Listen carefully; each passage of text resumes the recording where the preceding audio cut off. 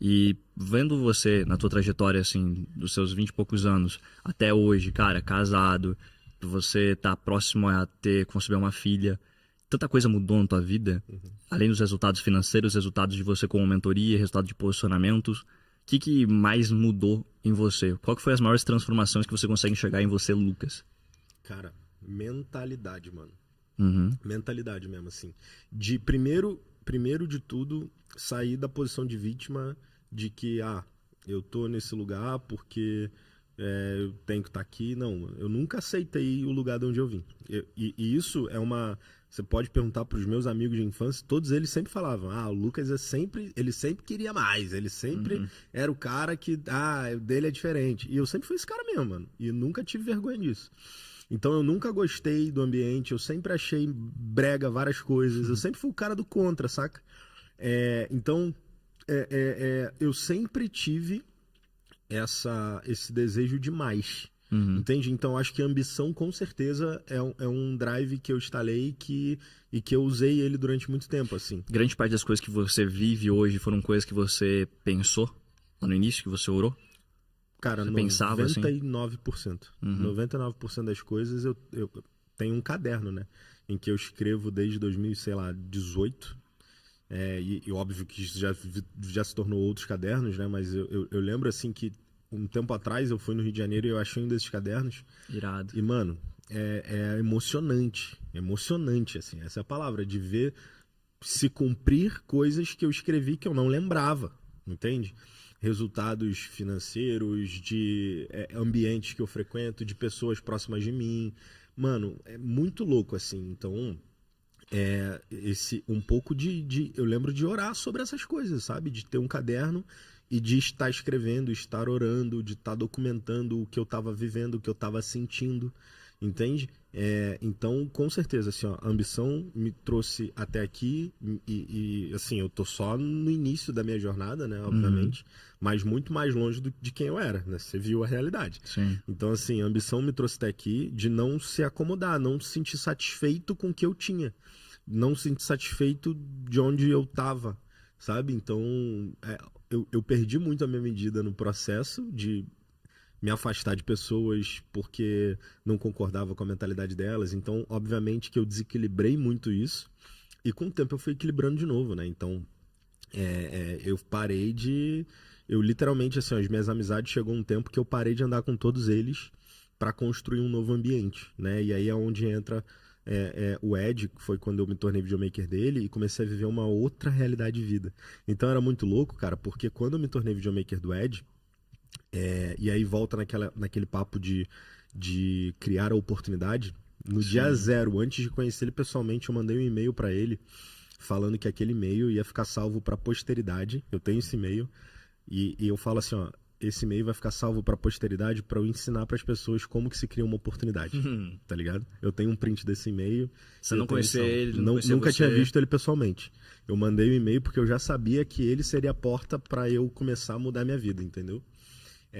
E o Ed, ele tava num momento muito bom financeiramente, assim, tipo, multimilionário. E ele precisava de um videomaker. Eu tinha acabado de sair da Red Bull na época. E eu tinha uma câmera e eu sabia editar, eu tinha um programa de edição e eu tinha um MacBook, mano. Então tudo que eu precisava tava ali. E um sonho. E um sonho, né? E aí eu mandei um e-mail pra ele.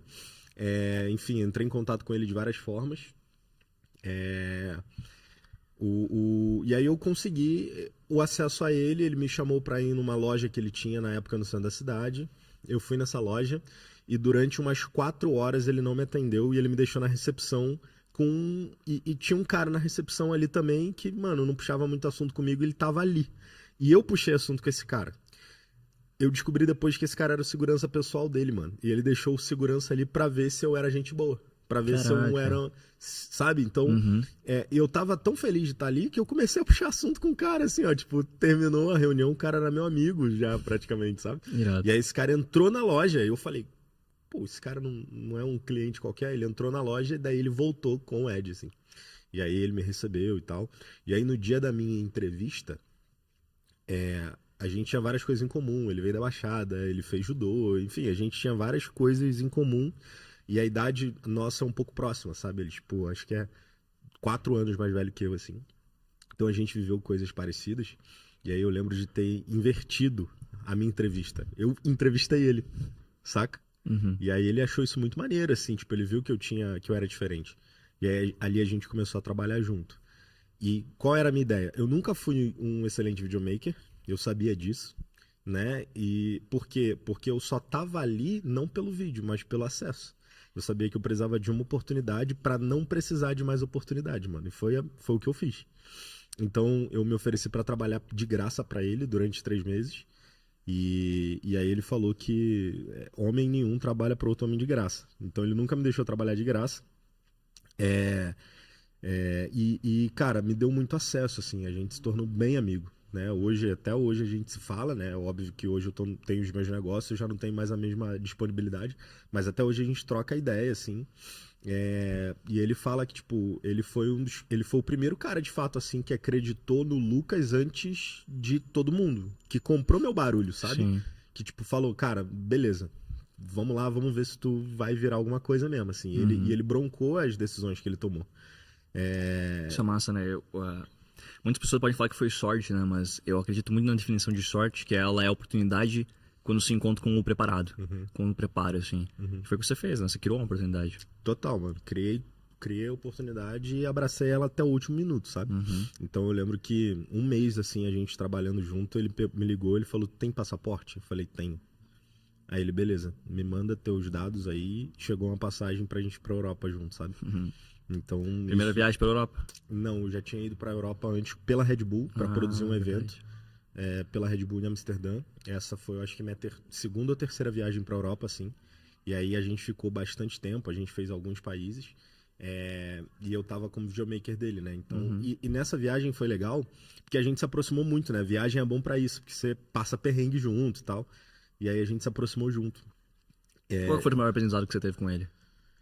Cara, você passou quanto tempo junto com ele? Foi muito assim, ó. Eu lembro que como eu falei pra ele que eu ia trabalhar pra ele durante 3 meses, eu sabia que eu tinha data de validade. Então, nesses 3 meses, eu andava com um bloquinho de notas e eu anotava tudo no bloco ou no celular. Tudo literalmente, tipo, literalmente tudo. O que ele pedia de entrada num restaurante chique? Como que ele se vestia para tal ocasião. Então, eu aprendi muita coisa e não é filosófico, é muita coisa literalmente. Tipo, eu aprendi a me comportar nos ambientes. Eu acho que se eu pudesse tirar assim, o maior aprendizado foi comportamento. Que comportamento é a modelagem, de classe. Né? Tipo, isso é a definição total de modelagem, assim. É a observação e espelhamento daquilo. Inclusive, eu aprendi a modelar tanto que, cara, assim, ó, alguns amigos pessoais dele começaram a se incomodar porque achavam que eu invejava a vida dele, mano. Só que, no fundo, eu só tava modelando. E o processo de modelagem é copiar e colar, entende? Então, é claro que eu copiava... Em um primeiro momento, né? Isso, eu copiava e colava na minha realidade, né? Então, tipo, eu não conseguia usar o nível de roupa que ele usava, andar no carro que ele andava. Não, mas eu modelava em tudo. Comportamento, trejeitos, eu comecei a modelar. Por quê? Porque, cara, isso é uma coisa que a gente aprende no marketing e faz hoje, né? Primeiro você aprende a técnica, depois você domina a técnica e aí você esquece a técnica. Eu tava no primeiro momento, aprende a técnica. Quando você aprende a técnica, você não precisa inventar a roda, você só copia. Aí você traz pra tua vida, você começa a experimentar isso na tua vida e entende o que funciona pra você e o que não funciona. Várias coisas não funcionavam pra mim. Sim. Entende? E eu abandonei. A ponto de, cara, eu aprendi, dominei. Agora eu tenho a minha identidade em cima disso. Então, aprende a técnica, domina a técnica, esquece a técnica. As pessoas que me viam enquanto eu tava aprendendo a técnica, elas me rotularam de invejoso. Porque eu tava aprendendo a técnica. Sacou? E aí você tem que ter ego, você não pode ter ego, porque senão você cai, mano, você cai por terra, entende? Você, tipo, eu poderia, naquele momento ali, ter me desligado de tudo, porque, estão me chamando disso, daquilo, só que eu tinha um plano na cabeça, entende? Eu sabia onde eu precisava chegar. Sim. Então eu acho que de tudo que eu aprendi ali, cara, foi comportamento de classe. E aí é comportamento de classe, não é qualquer comportamento. É como se comportar nos ambientes, em qualquer ambiente que seja, saca? Legal.